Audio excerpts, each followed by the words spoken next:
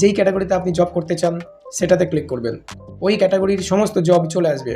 এমন জব, তার লোকেশন কত, সিট কত খালি রয়েছে, সব আপনি এখান থেকে দেখতে পাবেন। যেই জবের জন্য আপনি অ্যাপ্লাই করবেন তার উপরে ক্লিক করবেন, আপনার সামনে এই জবের সম্পূর্ণ ডিটেলস চলে আসবে। যেমন কি কি কাজ করতে হবে, যেমন জিও কাস্টমার অ্যাসোসিয়েটের জন্য আপনাকে নিউ কাস্টমার যোগ করতে হবে, কাস্টমারকে ফোন করে রিচার্জের বিষয়ে কথা বলতে হবে ইত্যাদি এখান থেকে দেখতে পারবেন। এই জবের জন্য কী কী স্কিলস প্রয়োজন তা জানার জন্য স্কিলসে ক্লিক করবেন।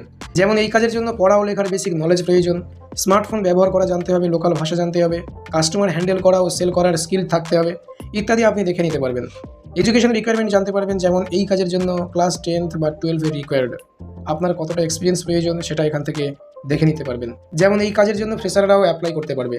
এই জব অ্যাপ্লাই করার জন্য অ্যাপ্লাই নাও বাটনে ক্লিক করবেন, জাস্ট একটা ক্লিকেই এই জব অ্যাপ্লাই হয়ে যাবে।